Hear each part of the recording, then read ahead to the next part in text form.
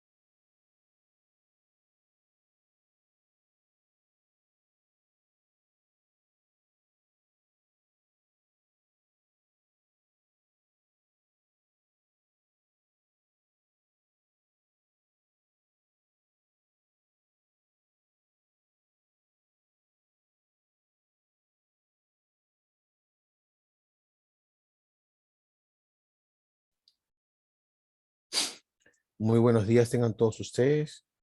¿Me escuchan? Buenos días, profesor. Sí, Ok, Profesor, buenos días. perfecto. Sí se la escucha.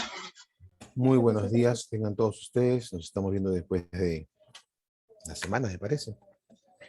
Hemos tenido una semana medio complicada, primero con el tema del examen, del cual hablaré en un ratito más, y segundo con el tema del simposio de la universidad, al cual me imagino todos han asistido. Voy a comenzar pasando lista y luego revisamos algunos temas pendientes, ¿ya? Vamos a pasar lista una vez. Abanto. Presente, profesor. ¿Qué tal? Acosta Franz. Presente, profesor. ¿Qué tal? Acosta Freber. Presente, profesor. ¿Qué tal? Equipa Victoria. Presente, profesor. Buenos días. ¿Cómo está, doctora? A la equipa Gael. Presente, profesor. ¿Qué tal? Bailón. Presente, profesor. Ok. Baltasar. Becerra. Benavente. Braul. Presente, otro buen día. ¿Qué tal? Buen día. Burga. Campos. Presente, profesor. Buenos días. Ok. Perdón, Campos Yulisa y Campos Paola, ¿cierto? Campos Sí, García. profesor. Campos Pardo. Ok. Ok, perfecto, gracias. Castro Caso. Centurión. Constantino. Presente, profesor. Buenos días. ¿Qué tal? Córdoba. Presente, profesor. Buenos días. ¿Qué tal? Delgado. Presente, profesor, buenos días. Buenos días. Espinosa. Presente, profesor. Buenos días. Ok. Fernández. Presente, profesor. Buenos días. Grandes. Presente, Guerrero. doctor. Buenos días. Presente, profesor. Buenos días. Eh, a ver, vamos por partes. Yo llamo, ustedes contestan, no después. Otra vez, Grandes. Guerrero. Presente, doctor. Guerrero, presente. Guaita. Presente, profesor. Buenos días. ¿Qué tal? Laínez. Lozada. Presente, profesor. Buenos Oh, días. ¿qué tal? Mauricio. Mendoza. Presente, buenos días. Molina. Presente, profesor, buenos días. More. Presente, Mozo. profesor, buenos días. Palacios. Presente, profesor. Buenos días. Ok. Pérez. Presente, profesor. Buenos días. Quintana. Quispe. Presente, profesor. Sánchez. Ya, ¿quién fue? Quispe o Sánchez. Contesten en el momento que les llamo, no, no después. Sarmiento. Tafur. Presente, Taipe. profesor. Buenos días, Tafur. Taipe presente. Tume. Urrea. Vázquez Silva. Vázquez. Belis. Presente, profesor. Buenos días. ¿Qué tal? Vila. Isique. Presente. ¿Qué tal? Ciñas. Vuelvo a llamar a los que no he escuchado o no han contestado. Baltasar. Becerra. Benavente. Burga. Castro. Centurión. Fernández. Flores. Profesor Flores, presente. Buenos días. Fernández, Correcto, buenos profesor. días. Buenos días y le respondí a la primera vez. Bien, Fernández. Sí, profesor. Fernández Guamán. Lainez. Mauricio. Mozo. Quintana. Sánchez. Profesor, Sarmiento. Sí. disculpe que le moleste. El compañero Sánchez me habló en el privado. Ayer se ha muerto su abuelito y dijo que no podía ingresar. Ayer en la noche se murió su abuelito y dijo que no podía ingresar hoy día a clases.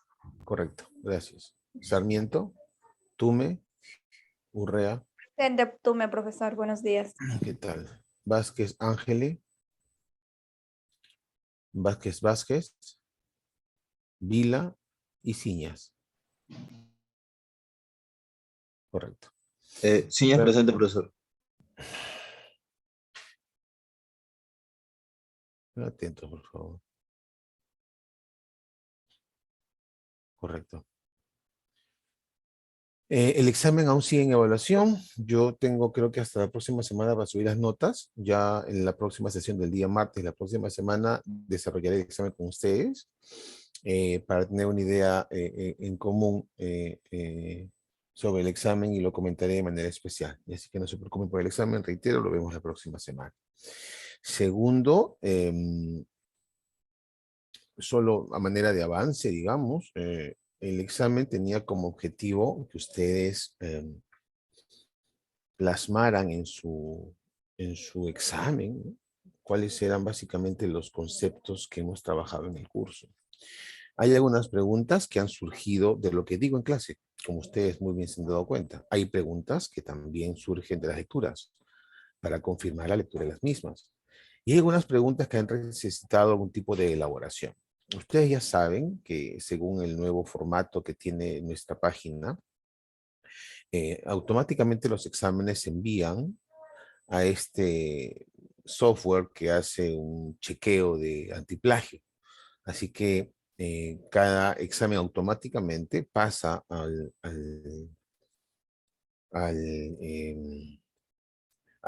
creo que se llama Turnitin, ¿no? ¿Cómo me acuerdo cómo se llama? Turintin, algo de TIN, no me acuerdo el nombre. Que tiene, sí, que tiene la universidad y automáticamente uno verifica si el tema es un copy-paste de un texto. ¿Sí? Entonces, eso sí he estado viendo en algunos casos, así que obviamente en esos casos uno indica ello y aparece automáticamente la respuesta como 0. ¿Sí?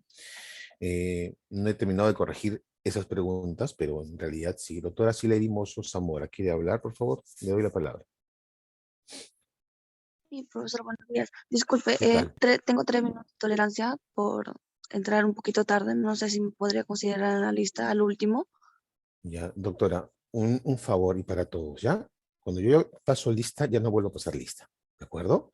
Y menos me gustaría, y eso es una regla que puse desde el primer día de la clase, ya no me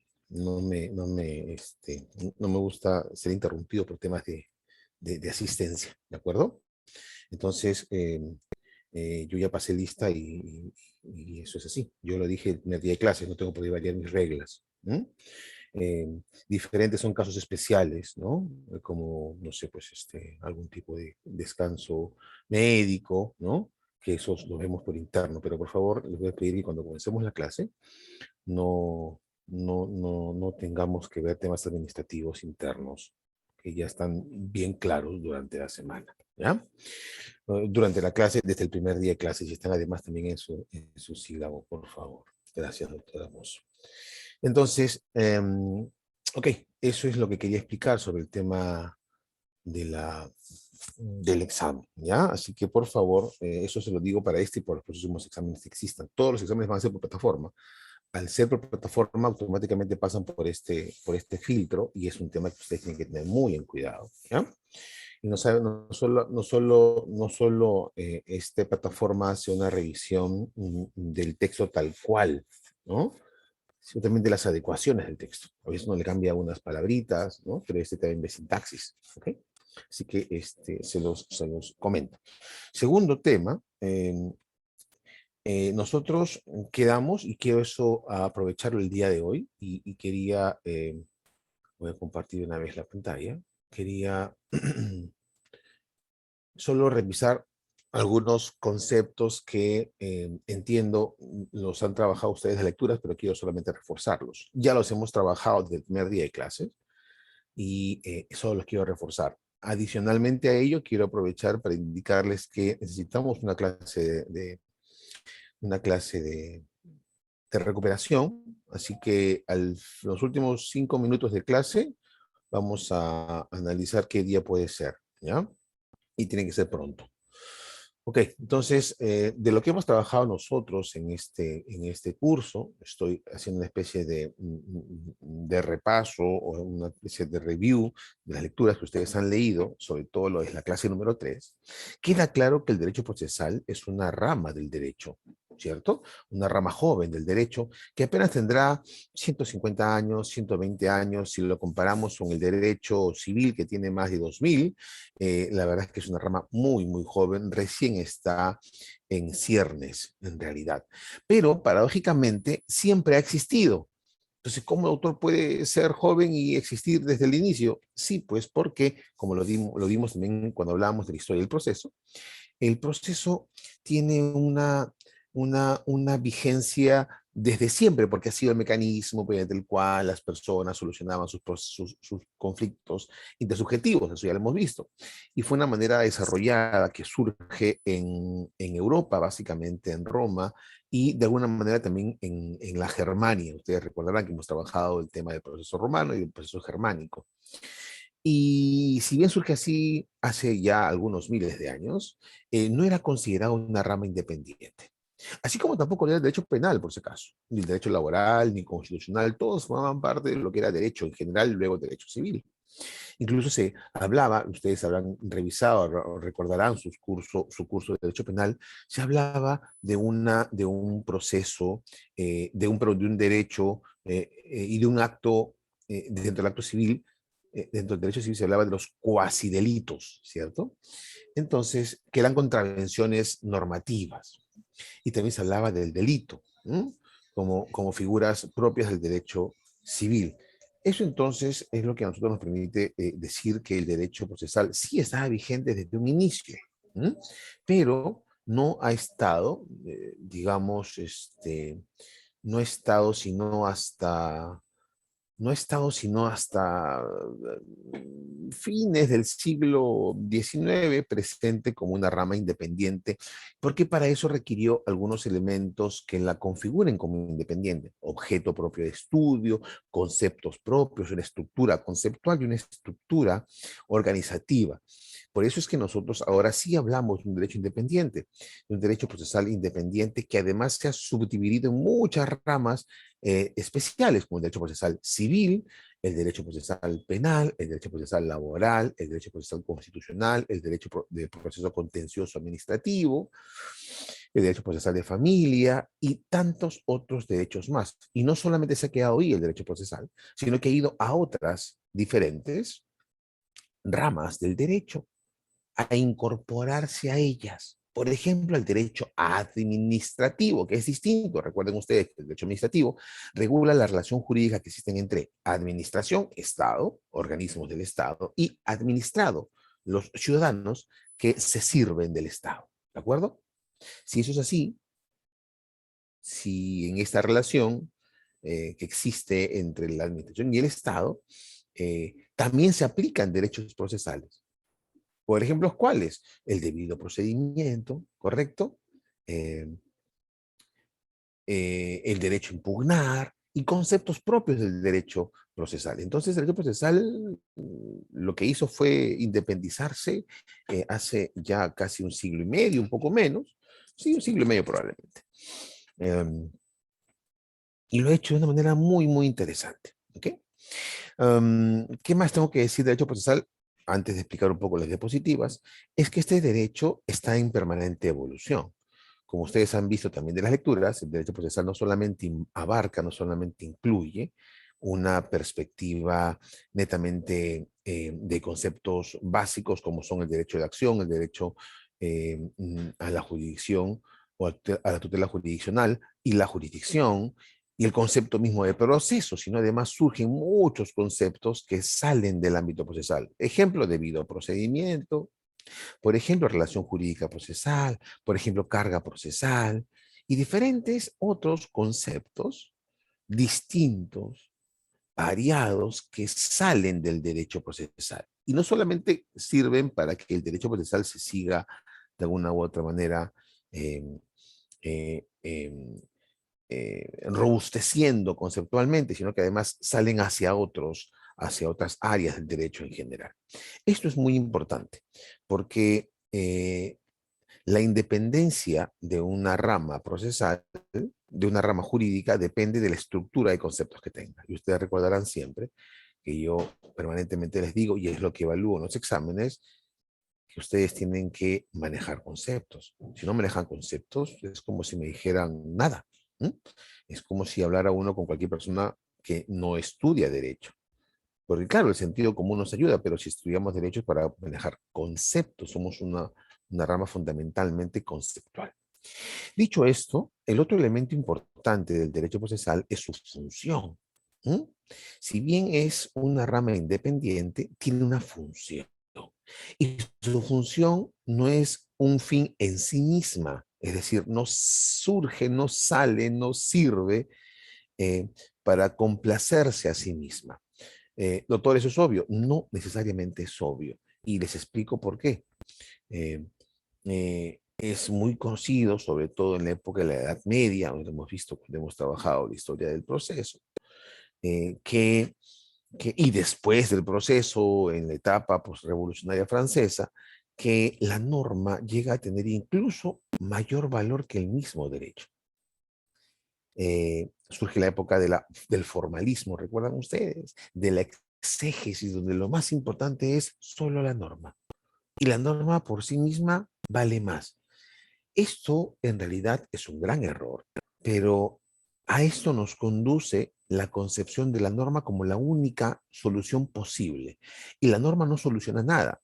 La norma nos da una pauta para que luego se solucionen conflictos. Por lo tanto, el juez lo que hace es aplicar la norma. Entonces, la norma, en este caso, sirve para la solución de un conflicto a partir de la interpretación de esa por parte del juez. Entonces el proceso no se convierte en un fin en sí mismo, sino un fin para otro, es decir, una función instrumental. ¿Qué significa eso? Que el proceso me sirve para algo. ¿Para qué puede servirnos el proceso? Para poner fin a un conflicto de intereses, por supuesto. Ustedes recordarán nuevamente el artículo 3º del título preliminar del Código Procesal Civil. Este título 3º señala que el fin del proceso es la solución de un conflicto de intereses, primer objetivo. Y el segundo objetivo es la paz social en justicia. Y esto también lo comentábamos, de hecho, no sé si fue una materia de la pregunta a ustedes en el examen, pero la idea de este artículo 3º es plantearnos que el derecho no es un fin en sí mismo, es decir, las normas procesales, es decir, el juez, es decir, el proceso, no sirven para autocomplacerse, sino sirven para otro fin más que sí lo establece, y por favor tengan a la mano su Código Procesal Civil y el proyecto de reforma del Código Procesal Civil. Tienen entonces ahorita les pido que lo lean, y tienen un tema mucho más importante, y es el siguiente. No hay que perder nunca de vista que lo que origina un proceso no es realmente el derecho de acción. Ok, sí, el derecho de acción percuta un proceso, pero vayamos a su origen último. Su origen último es la existencia de un conflicto de intereses. ¿De acuerdo? Entonces, ese conflicto de intereses es lo que le da origen al proceso. Esa es la raíz, la semilla. Luego, este conflicto es llevado directamente al proceso mediante el ejercicio de un derecho llamado derecho de acción. Pero reitero, el derecho de acción supone trasladarle a un juez en una relación trilateral, juez y partes, la solución de un conflicto. Por lo tanto, en el origen tenemos a por lo menos dos sujetos de derechos que tienen entre ellos un conflicto, es decir, una discusión sobre la titularidad de un derecho, sobre la exigibilidad de un derecho, sobre la oponibilidad de un derecho. Y es esta discusión que existe entre ellos respecto de la aplicación de una norma, porque uno dice, oye, me corresponde, otro te dice, no me corresponde.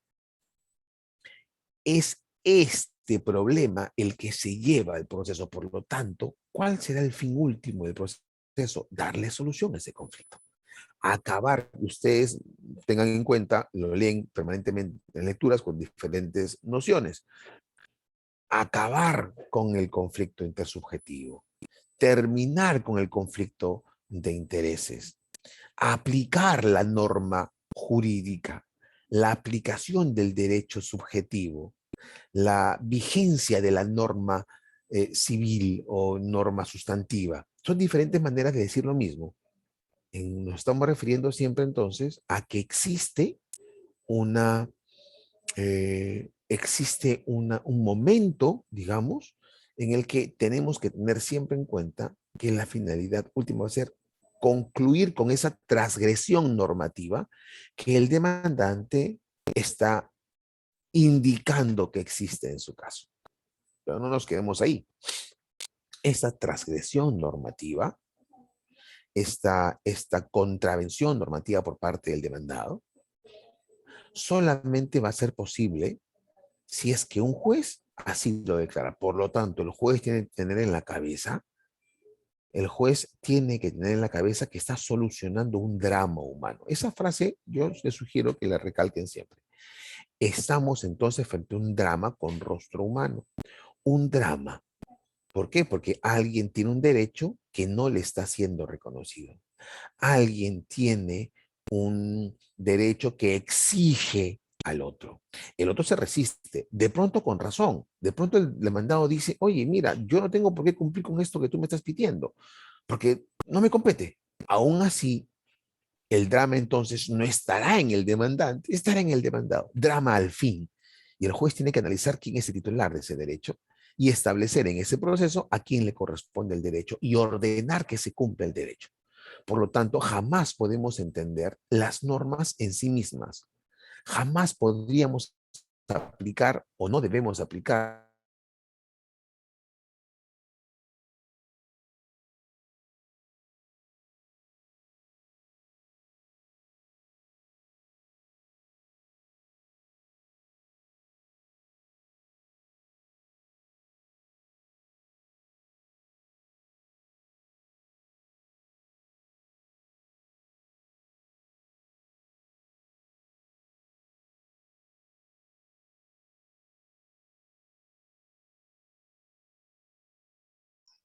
Profesor, no se le puede escuchar.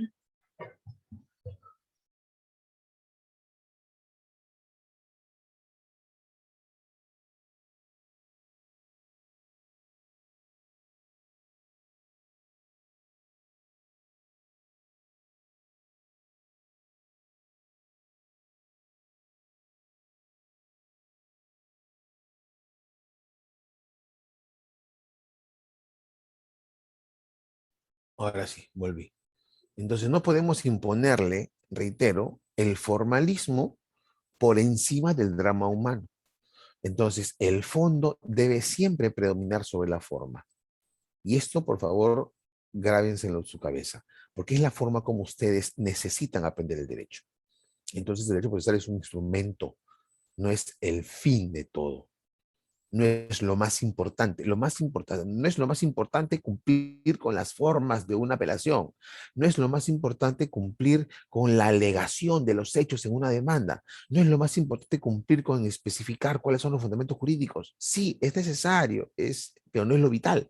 Lo vital es que tanto el demandante como el demandado y el juez se centren en ese derecho sustantivo, en ese derecho material, en esa norma jurídica que ha sido contravenida y que ha generado un conflicto de intereses. Eso es lo más importante. Esa es la transformación de esta época. Este concepto se viene reclamando desde hace unos 50 años más o menos. Y no se entiende. En el Perú, les puedo asegurar, en el ámbito judicial importa más la forma sobre el fondo. Tímidamente,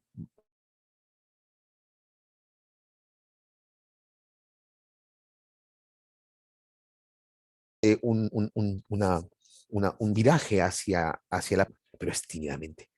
Por ejemplo, es muy común, ustedes lo habrán escuchado, cuando se habla de procesos judiciales, que los procesos son muy largos. Y se dice que son muy largos, ¿por qué? Porque existe varias instancias. Por lo tanto, yo tengo una sentencia, gané el proceso, la sentencia es fundada, pero de pronto la otra parte formula una apelación. Y cuando formula la apelación, lo que la otra parte está generando es que yo no pueda ejecutar la sentencia hasta que se resuelva la apelación.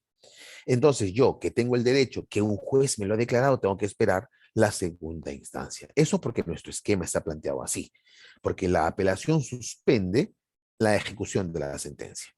Esto va a cambiar con el proyecto de reforma. En el proyecto de reforma va a haber un cambio distinto donde la apelación ya no va a suspender. Por lo tanto, tú vas a ejecutar tu sentencia de primera instancia independientemente de que te sea apelada después. Eso es otro tema. Pero lo que voy es que cuando la apelación de una sentencia, aun cuando apeles por las puras, ¿ya? Con o sin fundamento de fondo, en otras palabras, sube a una segunda instancia, en vez de que el juzgador de segunda instancia, que puede ser normalmente una sala, se dedique a analizar si en efecto esa sentencia que ha tomado un tiempo y que está siendo apelada, por lo tanto no está siendo ejecutada, si los fundamentos son válidos o no, lo que hace el juzgador de segunda instancia es ver la forma y ver elementos de forma, a tal punto que antepone la forma que el fondo, y si encuentra un defecto de forma, ¿saben lo que dice? Nulo todo lo actuado. Y si dice nulo todo lo actuado, ¿qué es lo que va a pasar? Baja a la primera instancia para que se vuelva a emitir sentencia. Correcto, formalmente estamos bien, pero el drama humano, ¿dónde está? El drama humano se quedó ¿dónde? En esa angustia que tiene aún el demandante, que tiene sentencia, pero por un tema de forma nuevamente baja y probablemente la sentencia nuevamente le den la razón corrigiendo los defectos de forma. Pero me dejo entender. Eso significa anteponer la forma al fondo. Y esto hoy en día aún existe. Claro, el tema de la oralidad lo veremos en una clase posterior. La oralidad en el proceso civil ha cambiado un poco el esquema. Y al punto tal lo ha cambiado que es posible incluso que exista una, ¿cómo llamarlo? Que exista una tímida preeminencia del fondo sobre la forma. Y ahora sí, quiero que me lean por favor el artículo 3 del proyecto de reforma del Código Procesal Civil. Por favor, doctor Luis Isique Palomino. Artículo 3, título preliminar, proyecto de reforma, Código Procesal Civil. Le escuchamos, doctor Isique. Bueno, artículo 3, finalidad del proceso. La finalidad del proceso es brindar una adecuada, oportuna y eficaz protección a los derechos e intereses individuales. Ahí nomás, doctor. Un segundito. Vamos a ir por partes, ¿ya? Mira lo que ha dicho doctora. Lo que el doctor ha dicho es una adecuada, oportuna y eficaz protección. ¿A qué, doctor? ¿Dices tú? ¿A qué cosa? ¿Qué protegemos? A los derechos e intereses individuales y de titularidad colectiva. Ahí nomás. Dice a los derechos y a los intereses individuales. Es decir, a ese derecho que estoy reclamando que ha sido transgredido, pues. Sea que sea individual, sea que sea colectivo, sea que sea un interés difuso, eso lo veremos el próximo ciclo cuando hablemos de legitimidad. Pero lo importante es que clavadito está en este proyecto de reforma que no solamente importa la forma, sino el fondo. Y ten presente siempre, dice el proyecto de reforma, que hay que tener en cuenta que el fondo siempre es lo más importante, la protección del derecho, el interés individual. Sigue leyendo, doctor, por favor. Ya. Ante cualquier lesión o amenaza en la que se encuentren, incluso en los casos en que la ley no establezca un medio de protección o un proceso específico, el juez da prevalencia a la satisfacción de los derechos materiales. Ahí. Y al Nuevamente, y ahora lo reafirma categóricamente, dice que el juez debe dar preferencia a la satisfacción del derecho material, doctor, dijo. Sí, el juez da prevalencia a la satisfacción de los derechos materiales. Muy bien. Mire, derecho material, derecho sustantivo, derecho sustancial, norma jurídica, norma sustantiva, son sinónimos. En el fondo se está diciendo que el derecho de fondo, el fondo tiene que estar por encima de la forma. Siga leyendo, por favor, doctor. Ya, derechos materiales. Y al respeto de los derechos fundamentales de las partes en el proceso, e impedirá que cualquier formalidad evite su realización efectiva. Ahí nomás. ¿Ven? E impedirá que cualquier formalidad evite la realización efectiva del derecho. Por lo tanto, el fondo sobre la forma. ¿Se dan cuenta? ¿Se dan cuenta cómo en este proyecto se está buscando? Y es importante que ustedes lo tengan en cuenta porque con este proyecto, que se aprobará, espero pronto, estaba para ser aprobado en el 2019, pero lamentablemente, perdón, en el 2020 inicio, pero la pandemia lo complicó todo. Espero que se proyecte pronto su aprobación, pero con este código, proyecto de reforma, que es realmente un código nuevo, con este ustedes van a trabajar. Actualmente este proyecto de reforma no se trabaja en las universidades, porque se considera que aún no está aprobado. Pues como no está aprobado, no está vigente, y como no está vigente, no lo estudiamos todavía. Pero si yo hiciera eso, ustedes tendrían que volver a estudiar mi curso de acá a un año cuando se apruebe. Por eso es que yo, a la par del Código Procesal Civil, también trabajo en el proyecto de reforma, para que se den cuenta cuál es el cambio de chip del proyecto. Porque en el fondo hablamos de un nuevo proceso civil, no es el mismo anterior. Cambia. ¿Por qué? Porque cambia el objetivo. Porque este código, gracias doctor Isique, porque este proyecto de reforma está estableciendo, en este artículo tercero, por favor, recálquenlo, resáltenlo, márquenlo, apúntenlo, este artículo tercero está estableciendo su función instrumental y lo establece de manera tajante. ¿Y por qué lo están haciendo? Porque en la práctica no es así, pues. Porque en la práctica la forma precede al fondo. Esto es el elemento más importante que el nuevo derecho procesal o el derecho procesal contemporáneo está estableciendo como mecanismo. ¿Ok? Hemos hablado de una autonomía del derecho procesal. Claro, si es una rama independiente, requiere autonomía. Y la autonomía que el derecho procesal requiere tiene que ser de tres tipos. Legislativa, normas propias, correcto. Didáctica, en el sentido de que es una manera diferente, distinta de trabajar con conceptos propios, correcto. Y científica con un objeto distinto. Quizás sea primero científica y después didáctica. ¿Por qué científica? Reitero, porque tiene un concepto propio, un objeto propio de estudio. El objeto propio de estudio del derecho procesal es el proceso, ¿ok? El derecho procesal estudia el proceso, punto. ¿Ok? El proceso. El objeto del estudio, así como del derecho penal es el delito, el derecho procesal es el proceso. Este es su objeto de estudio. Y dentro de este objeto de estudio, para estudiarlo de manera didáctica, autonomía didáctica, establece un conjunto de conceptos que los estructura en un sistema. Cuando trabajamos en la historia del proceso, también les indiqué que los italianos al inicio del siglo pasado, a los primeros 30, 40 años del siglo pasado, se dedicaron a estructurar un sistema procesal, básicamente Carneluti. ¿Okay? Bueno, Chiovenda, Carneluti, son los que estructuran todo un sistema procesal, le dan organicidad y esto establece, bueno, una rama ya independiente del proceso. En esa línea hay un aspecto muy importante que es la teoría general del proceso, ¿ok? Que es justamente este curso. Y este curso lo que hace es establecer y estudiar los conceptos más importantes, los conceptos fundacionales de la ciencia procesal, del derecho procesal.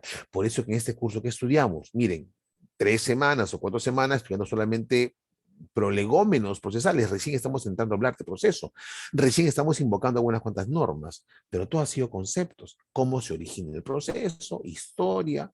Veremos dentro un poco más principios, que es un tema bien fuerte, debido procedimiento, jurisdicción, acción, proceso, conceptos fuertes, pretensión procesal, relación jurídica material, partes, terceros, intervención, acumulación, litis consorcio, todos estos conceptos trabajaremos este curso. Por eso es importante tener en cuenta que la teoría general del proceso busca conocer los conceptos más importantes para todas las ramas del proceso en general.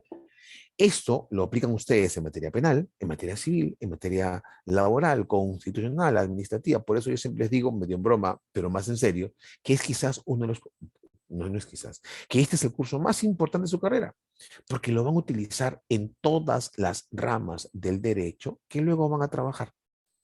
Por eso se justifica hablar de una teoría general del proceso. Así como hay derecho penal parte 1, que es la parte general, algo parecido. Se señala que el derecho procesal es un derecho para el derecho.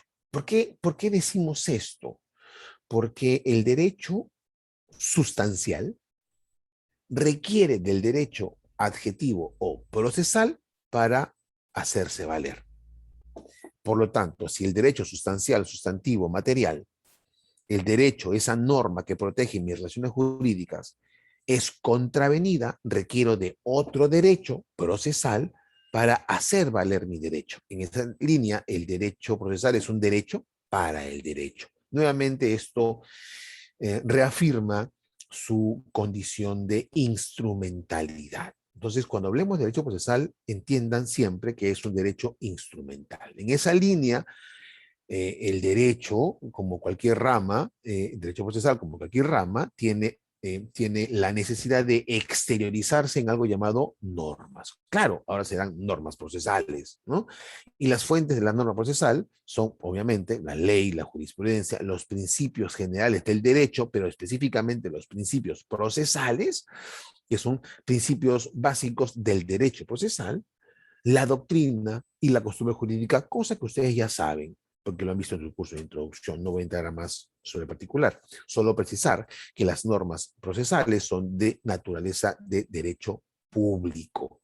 ¿Por qué? Porque están regulando situaciones que van a ser aplicables a todos, que no son transables. Yo no puedo decir, esta norma la aplico y esta norma no. Son de derecho público. Son en su mayoría obligatorias, no facultativas. Algunas son facultativas. De hecho, el proyecto de reforma del Código Procesal Civil sí establece más normas facultativas que pueden las partes pactar. Se permite una mayor aplicación de la autonomía privada de la voluntad en el ámbito del derecho procesal en el proyecto de reforma. La aplicación es un tema también hasta cierto punto obvio. Esto también es la misma aplicación de las normas jurídicas en el tiempo, en el espacio, que ustedes han trabajado en su curso de introducción. Es decir, sigue los mismos principios de la regla general de la aplicación de la ley procesal. Una vez vigente, se aplica para adelante, no es retroactiva. Entonces hay un principio de irretroactividad, rige hacia el futuro. ¿Ok? Y si yo tengo una norma procesal y dentro de esa norma he iniciado un proceso, ese proceso se va a regir por esa norma.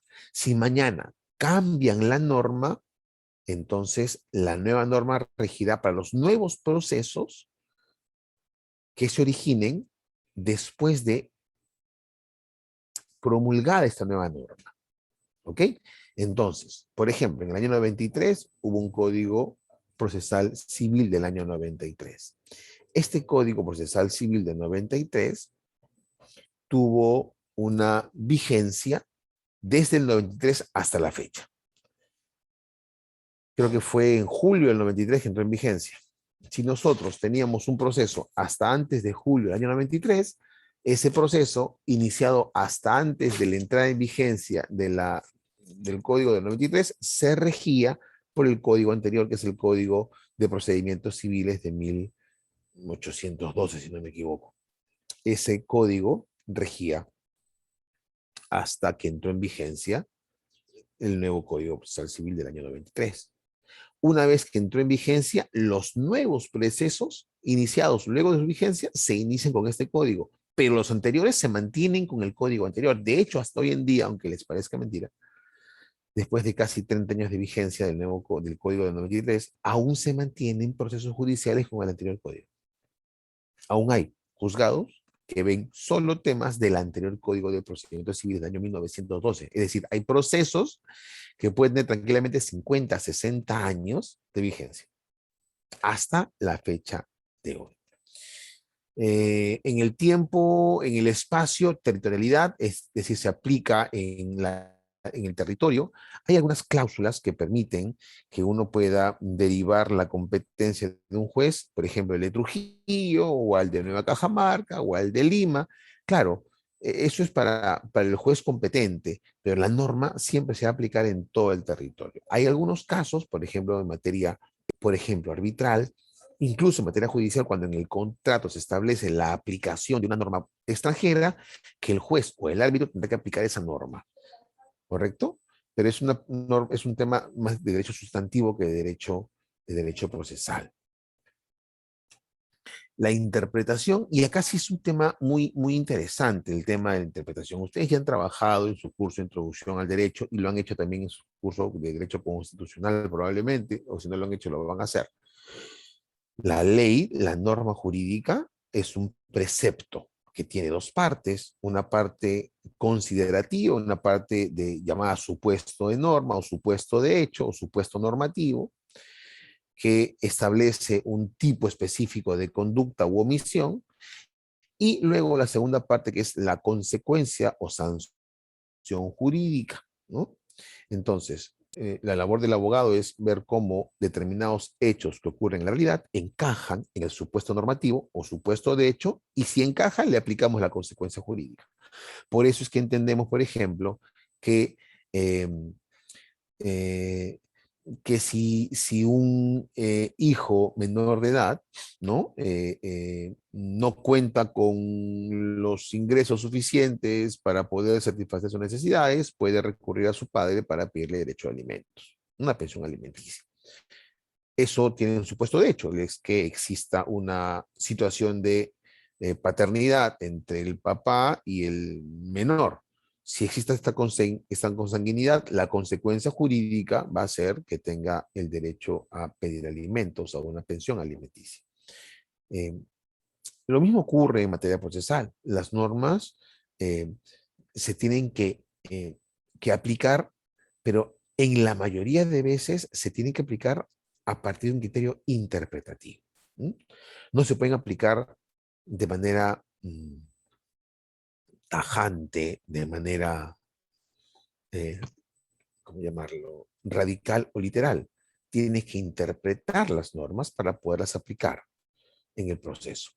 Y la interpretación va a tener que ser en atención a determinados criterios, ¿no? Principios procesales, por ejemplo, que son los que guían el proceso. Son las guías del proceso, ideas básicas que buscan proteger el objeto del derecho procesal. También criterios interpretativos, dependiendo si es una norma restrictiva o una norma prohibitiva, habrá que interpretar de manera restrictiva o una manera de repente más amplia. En el ámbito procesal, reitero, la interpretación es muy importante porque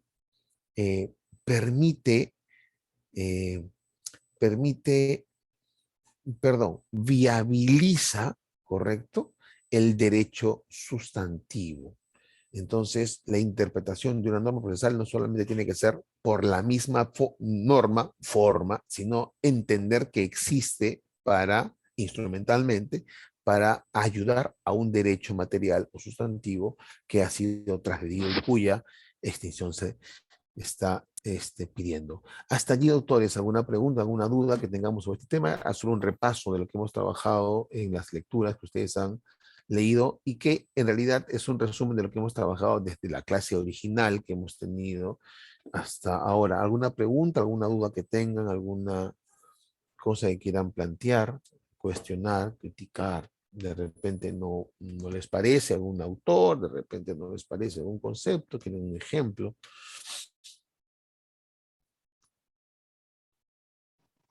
Profesor, tengo una pregunta. Corríjame Doctor, corríjame si estoy en lo correcto o me equivoco, por favor. Usted nos habla del formalismo que muchas veces no actúa correctamente, algo así nos ha dicho. Yo lo he entendido así. O sea, está en contra del formalismo. Entonces, si estamos hablando de formalismo, entonces estará de acuerdo que usted está de acuerdo con el activismo, que se fundamenta mayormente en la verdad sustanciada. Bueno, esa era mi duda. Una buena pregunta, doctor, y una buena reflexión. Aristóteles ya hablaba hace más de 2300 años sobre el justo medio. Ustedes recordarán, ¿no? El justo medio era un concepto que él planteaba para poder explicar cómo un ser humano podía llegar a ser virtuoso, ¿ok? entendiendo que el ser humano se debate siempre entre Escila y Caribdis, es una frase muy común, entre el bien y el mal, ¿no? Y ese concepto él lo aplicaba tanto en la vida personal de cada ser individual, como en la vida colectiva de los pueblos. ¿Mm? De hecho, la ética, el padre de la ética es Aristóteles, él planteaba este dilema personal y decía siempre hay que buscar el justo medio, es decir, eh, llevándolo a frases muy coloquiales, ni tan caliente que te quemes, ni tan frío que te congeles, un punto medio, ¿ya?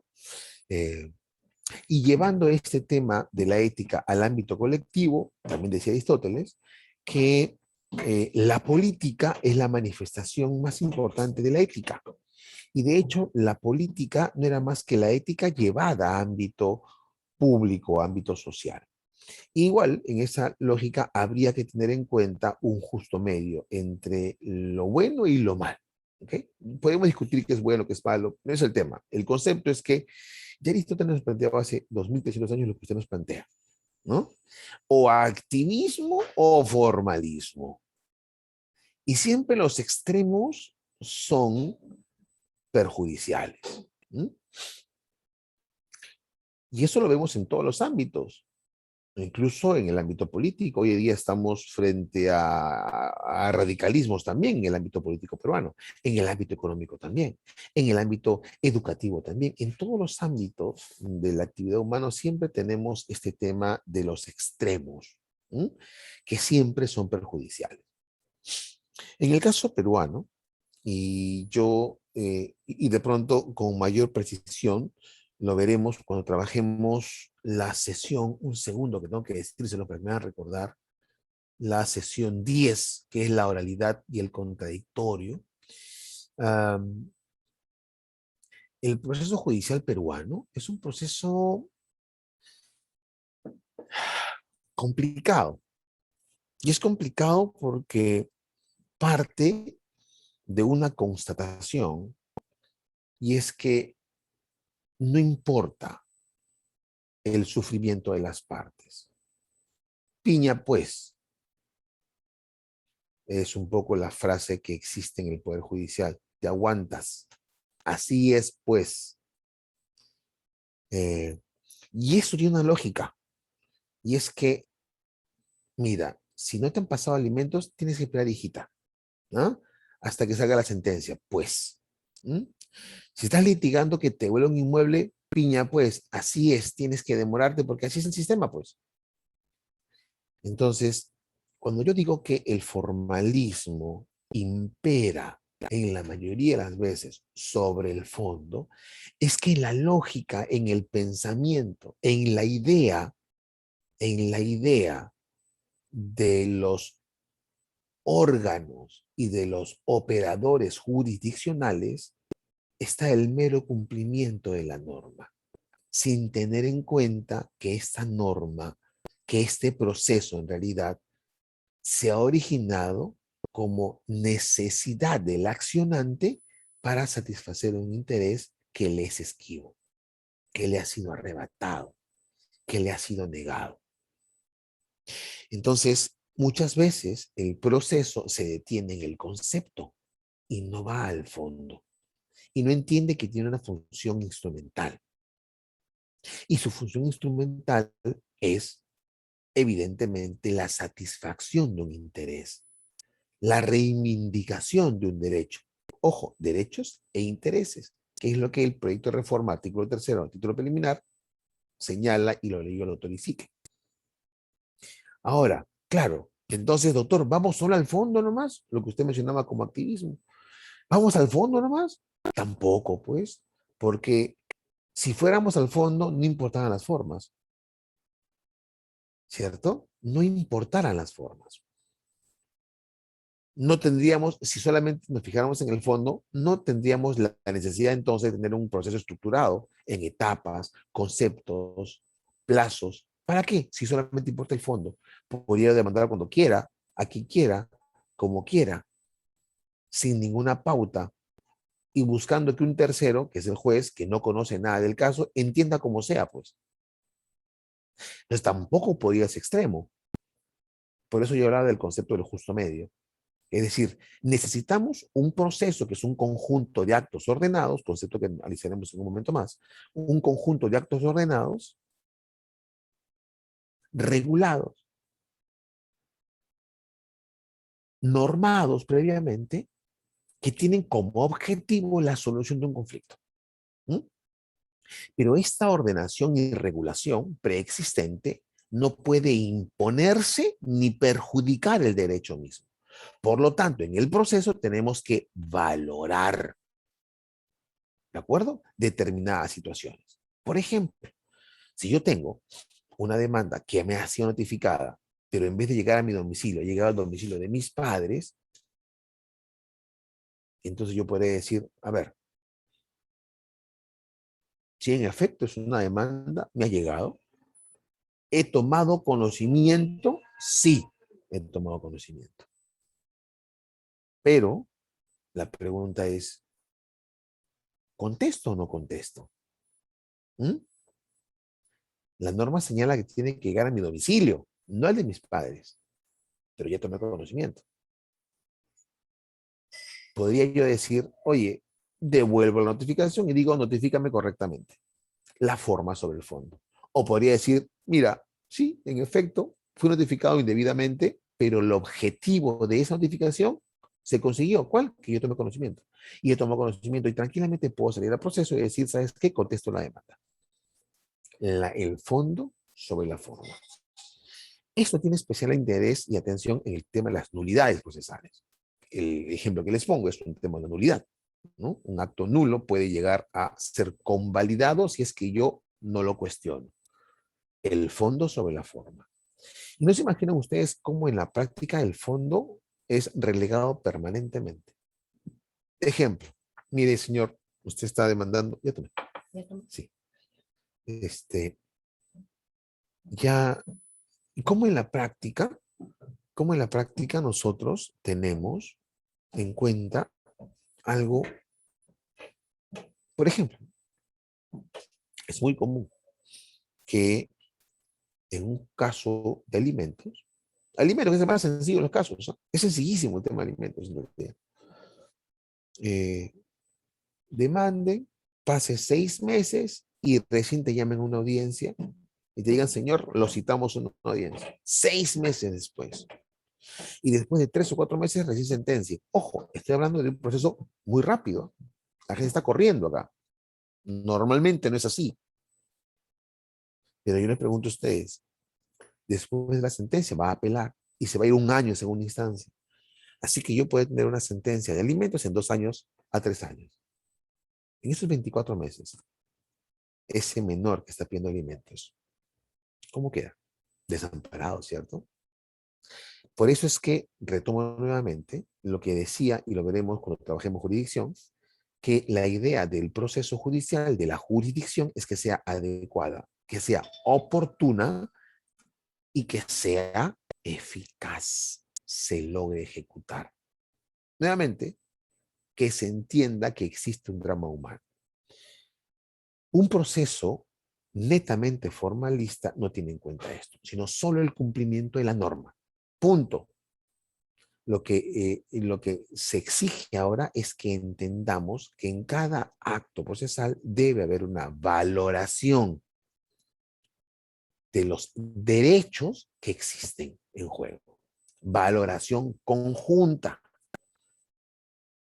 Por eso es que el proyecto de reforma dice en la parte además final, además tener en cuenta el respeto a los derechos fundamentales. ¿Dónde están? En la Constitución. Recordarán ustedes porque les hablaba yo de Estado de Derecho constitucional, que tiene derechos plasmados en la Constitución. Por eso en la Constitución tenemos derechos como el debido proceso de origen procesal, a la doble instancia de origen procesal, el derecho de acción, tutela jurisdiccional, y todos los conceptos y derechos procesales están en la Constitución. Entonces, doctor Isique, su pregunta es harto compleja, y yo solo estoy tratando de replantearla a manera reflexiva, a partir de mi experiencia profesional, de algunos años de trabajo en el ámbito judicial. donde se ve que la norma, que la exégesis, que la forma predomina sobre el fondo. Y esto genera que este objetivo, que esta instrumentalización del proceso no llegue a buen fin. ¿Y esto qué genera? Más problemas, más angustias en esa persona que está exigiendo un derecho y no se le tutela. Nadie que vaya a un proceso judicial va contento. Y menos contento estás si tienes años sin lograr una decisión favorable. Yo personalmente tengo un proceso en este momento que tiene 14 años y aún no tiene sentencia. Tengo un proceso judicial en la ciudad de Lima, seguido contra la Contraloría General de la República, que tiene 14 años y no tengo sentencia. No se imagina la cantidad de reprogramaciones y reprogramaciones que han existido. ¿Y por qué no tiene sentencia? El tema es bien sencillo. El tema es harto complejo. Y como es harto complejo, los jueces lo patean, lo patean, lo patean, lo patean, lo patean.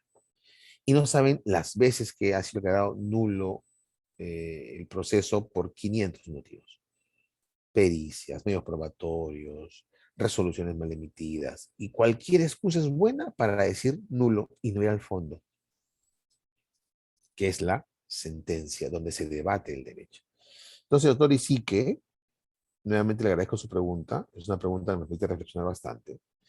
Y lo que hago en realidad es retrucarle la pregunta y decirle que el formalismo es malo, así como también el solo pensar en el fondo.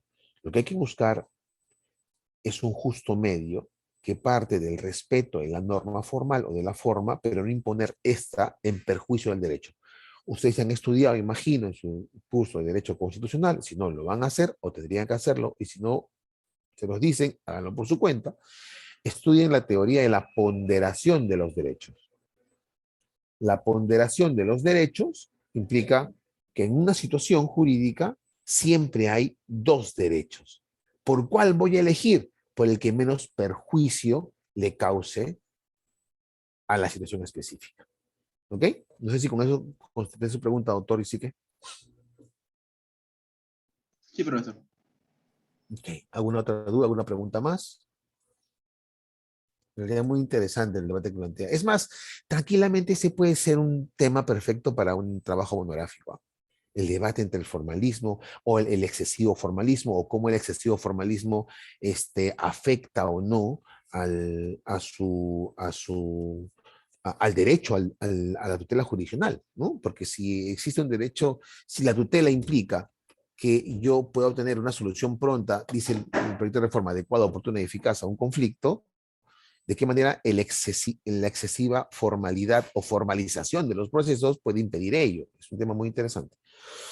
Ok, trabajaremos ahora el tema de la semana pasada, que es el tema del proceso judicial. Estamos en la cuarta. La semana pasada nos cortaron con el tema del examen y estamos en la cuarta semana, nosotros en la quinta semana. Ya me perdí. ¿Qué dicen ustedes? ¿Estamos en la cuarta o en la quinta semana nosotros ahorita?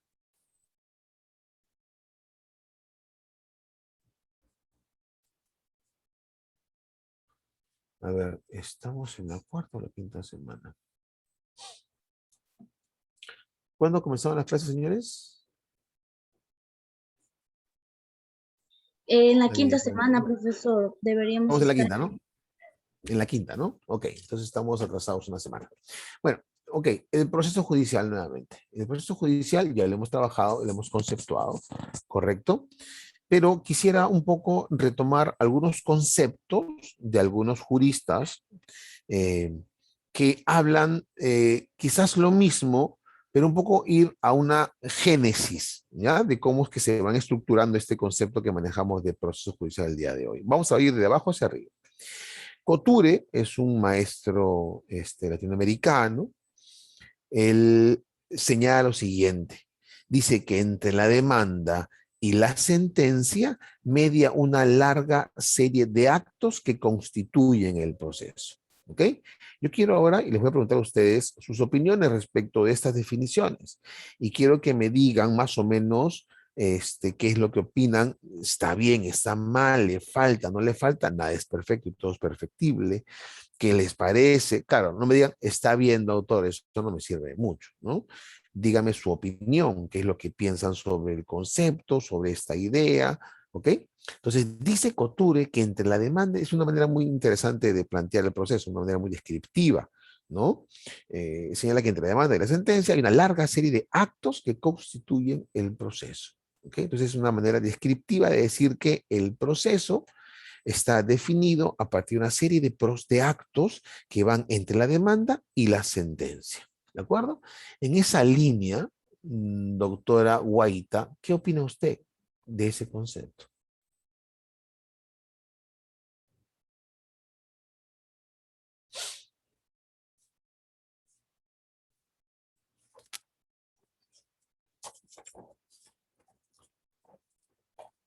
Vamos a ver. Vamos a anotar entonces, ya que no participa la doctora Huerta, vamos a apuntar un papelito por acá. ¿Dónde está? Perdón. Acá está. Profesor, ¿le escucha? A ver, a ver, a ver, a ver, a ver, a ver, a ver, vamos a apuntar. Doctora White, entonces está en silencio. A ver, doctor More, ¿qué opina de este primer concepto?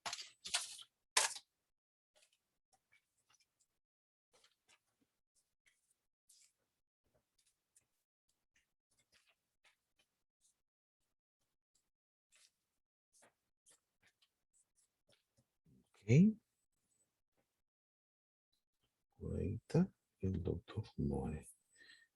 TGP. Esto es 3 de septiembre. Ok. Doctor Edison Delgado, ¿qué opina usted del concepto de Couture?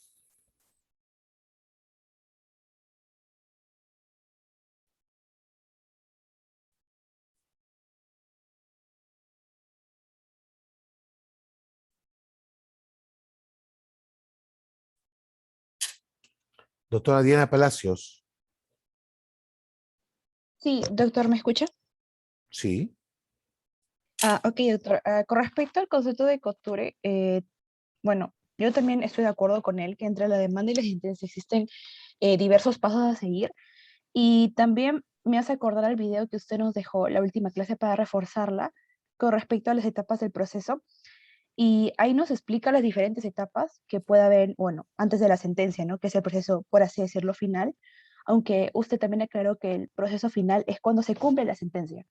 Y ahí nos señala que existen diversas etapas como la expositiva, la probatoria donde se muestran las pruebas, la preclusiva, la resolución o no, disculpe, la resolutiva, la conclusiva, la impugnancia, entre diversos pasos, ¿no, doctor? Y bueno, yo sí estoy de acuerdo con Couture.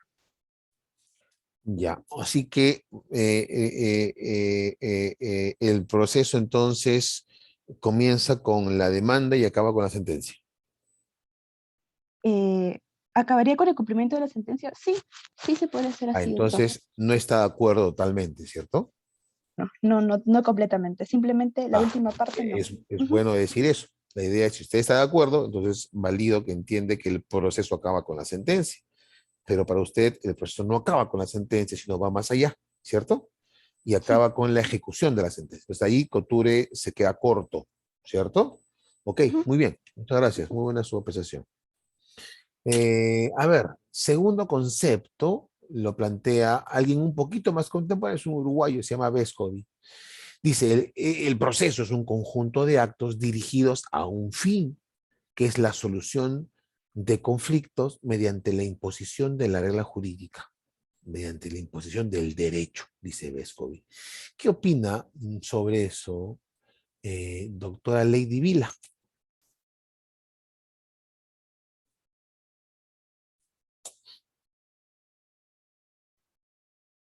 Buenos días, profesor. ¿Cómo estás? Respecto a COVID, como bien menciona, que el conjunto de actos dirigidos a un fin, yo Yo supongo que cuando mencioné esta parte es porque cuando uno inicia un proceso, ¿no? Lo inicia con un fin, ¿no? De que se llega a ser el cumplimiento de su derecho, ¿no? Y la otra parte dice que la solución de conflicto mediante la imposición de la regla jurídica, que, que lo que yo pido o claro, lo que yo estoy pidiendo es que, claro, que se cumpla mi derecho, pero con la regla jurídica, ¿no? Con las normas. Eso, profesor, yo no entiendo. ¿Ok? Y está bien lo que usted está diciendo porque es lo que hemos dicho desde el momento inicial, ¿no? La idea de un proceso tiene como base la existencia de una finalidad.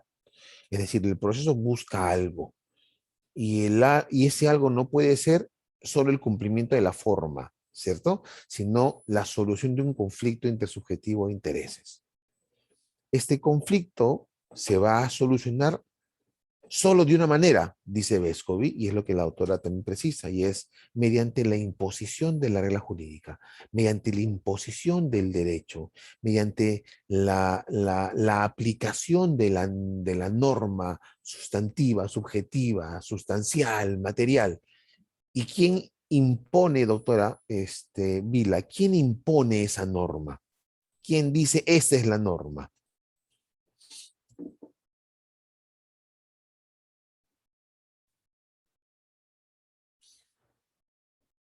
Doctora Vila, no se me duerma. ¿Quién impone? El juez. El juez es el que dice, esta es la norma y esta es la norma que debe aplicarse. Entonces, este concepto de Vescovi tiene una característica, así como el de Couture hablaba de un tema esquemático de actos consecutivos uno de otro, el de Vescovi le agrega a ese concepto de Couture una finalidad. Entonces lo que importa no es solamente la forma, no solamente la correlación de hechos, sino además entender que existe una finalidad para el proceso. Y esa finalidad es importante, señala Vescovi. Echandía, gracias doctora Vila. Echandía, ¿qué es lo que dice un colombiano, también mucho más contemporáneo? Dice, es un conjunto de actos coordinados ejecutados por los funcionarios judiciales del Estado para lograr la acción de la ley en un caso concreto. Cuando decimos la acción de la ley en un caso concreto, es lo mismo que decir la imposición de la regla jurídica a la que se refería a Vescovi. Cuando decimos un conjunto de actos coordinados, es lo mismo que estos actos que constituyen el proceso entre la demanda y la sentencia que decía Couture. ¿Se dan cuenta? Todos están interrelacionados. Con el fin de declarar o satisfacer coactivamente los derechos consagrados en ella. ¿Ok? Entonces, dice Davis nuevamente, es un conjunto de actos que tienen como objetivo lograr la acción de la ley en un caso concreto, con el fin de declarar o satisfacer coactivamente los derechos consagrados en ella. ¿Quién es ella? En la ley, pues. La ley, la norma establece derechos. Y como no se cumplen, necesito que estos derechos o se declaren o se satisfagan de manera coactiva. ¿Ok? Esta coactividad, esta coercitividad es una característica propia de la jurisdicción que la tiene el juez. Entonces, Davis trata en la parte del fin, sino además en la parte más efectiva. El juez tiene un rol fundamental en el proceso. No es un convidado de piedra. Y esto justifica que tenga además algunos elementos, conductas, imposiciones, deberes en el proceso. Entonces le da una función más activa al juez o trata de describir una función más preponderante del juez en el proceso, satisfacer coactivamente los derechos. Más conceptos, en todo caso, estos, digamos, podemos tener a partir de estos conceptos uno genérico, ¿no? Que el proceso judicial es un conjunto de actos coordinados que se ejecutan por o ante funcionarios del órgano jurisdiccional para obtener la declaración, la defensa o la realización coactiva de los derechos que pretendan tener, porque recuerden ustedes que uno puede iniciar un proceso sin tener derecho, pero alegando tener uno. Entonces, cuando tú demandas, tú alegas tener, pretendo tener derecho. ¿Okay? Sean personas privadas o públicas, a fin de solucionar un conflicto de intereses. Esto es lo importante en el proceso judicial. Reitero, vuelvo al ejemplo, a la definición anterior. Otra manera de entender el proceso, que es el que hemos trabajado también en las últimas sesiones, es que el proceso es un conjunto de actos. ¿Ok? Un conjunto de actos jurídicos ordenados, secuenciales, consecutivos, predeterminados por la ley, es decir, normados anticipadamente, que permiten viabilizar y solucionar un conflicto de intereses. Ustedes también han visto sus lecturas de esta sesión 4, que hay todo un concepto sobre la naturaleza jurídica del proceso. Si es un contrato, si es una relación jurídica, ¿cierto? Si es un cuasicontrato, si es una situación jurídica. ¿Ya? Y los juristas, sobre todo en los últimos 30, 40 años del siglo pasado, se dedicaron debatiendo su naturaleza jurídica. Personalmente considero que esta discusión no es que sea en vano, históricamente es bueno conocerla, pero no es tan relevante. Más me interesa para qué sirve y no qué cosa es.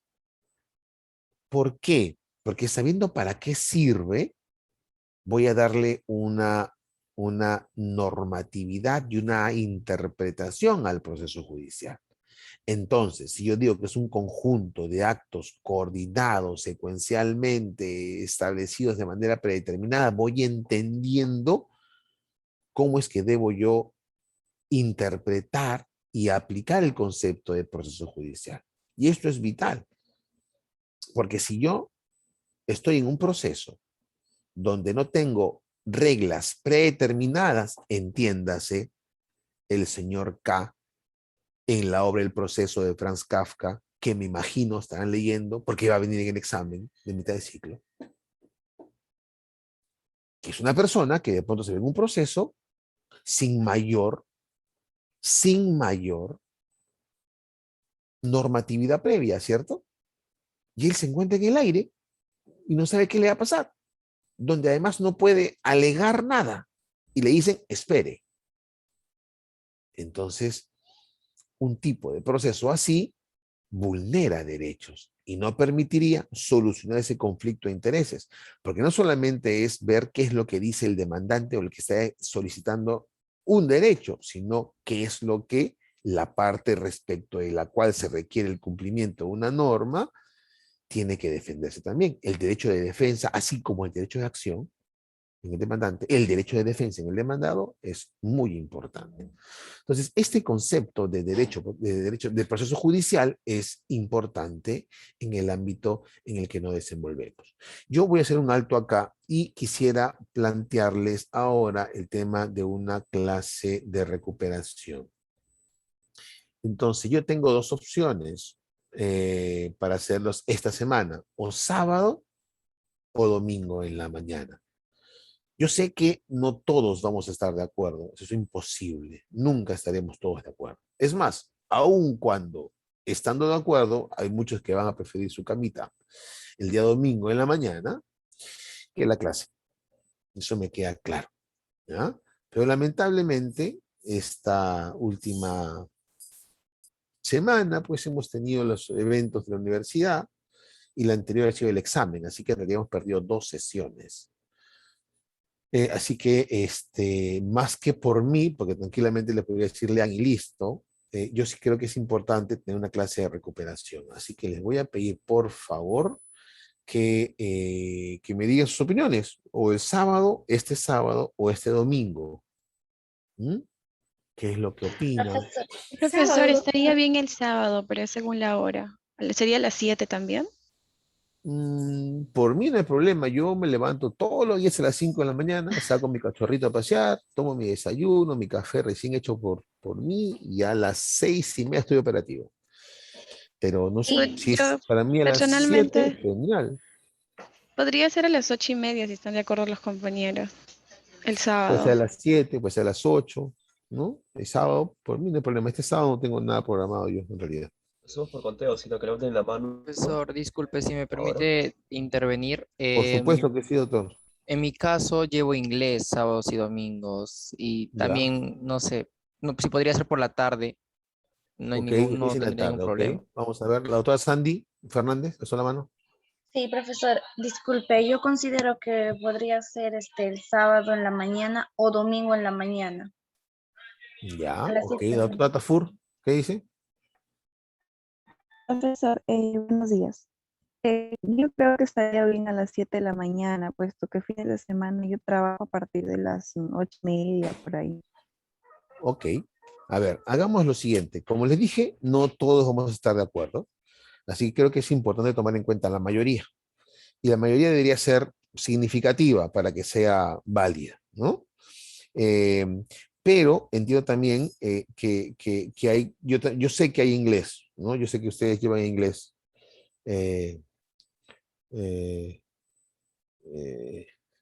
Inglés es básico, ¿no? Aun cuando, no sé cómo le enseñaron en la universidad, ¿ya? Pero igual tienen que aprender inglés, más que solo pasar el curso, y es aprender inglés. Así que probablemente algunas personas que de pronto no puedan, tendremos una versión grabada que la haremos llegar para que ustedes puedan asistir a la versión grabada.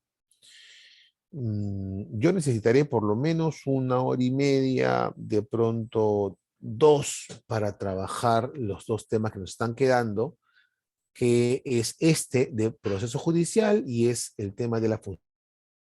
Entonces, si lo hacemos el día sábado a las 8 de la mañana, ¿qué opinan ustedes?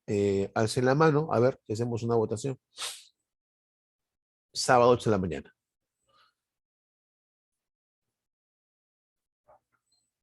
Para aprobar, requiero saber si estamos de acuerdo en mayoría para poder ellos saber. Necesito que ustedes alcen la mano. Sábado 8 de la mañana sería una primera opción. ¿Ok? Está caído mi. ¿Ok? ¿Son todos? ¿Hay más para la votación? Somos 16, o sea, somos la mitad. La otra mitad está probablemente pensando otra opción. Y no puedo tener 2 sesiones, ¿no? La otra, a ver, baje la mano, por favor. La otra sería el sábado en la tarde. Baje la mano, por favor, todos. Y ahora pongo opción el sábado en la tarde.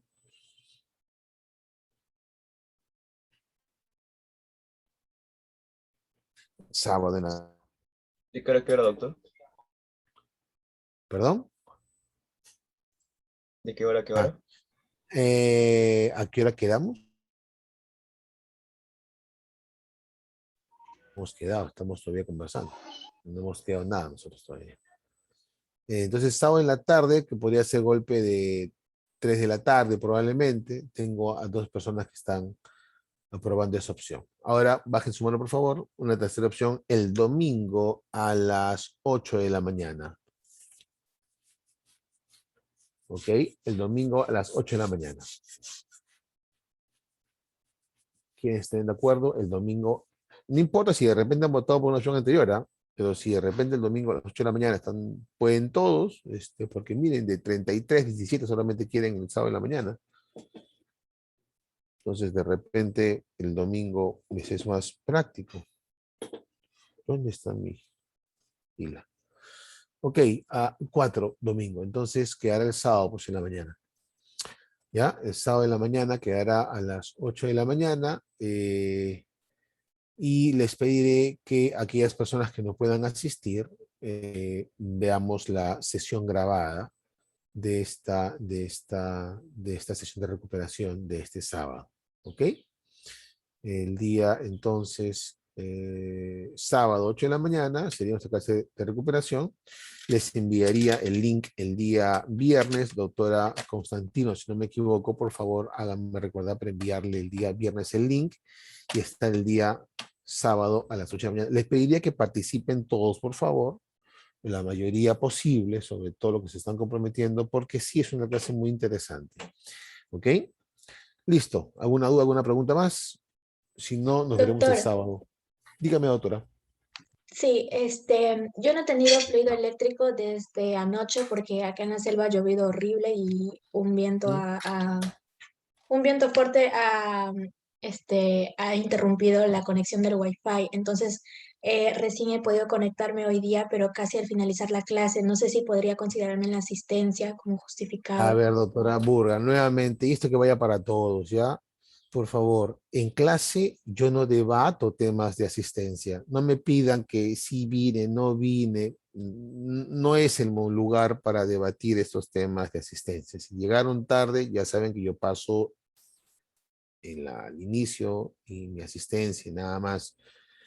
Discúlpeme, doctora Burga, pero yo no debato los temas administrativos en clase. Eso lo veremos internamente, ¿no? Se debaten temas de fondo en la clase, ¿ok? Menos asistencias. Eso lo vemos internamente.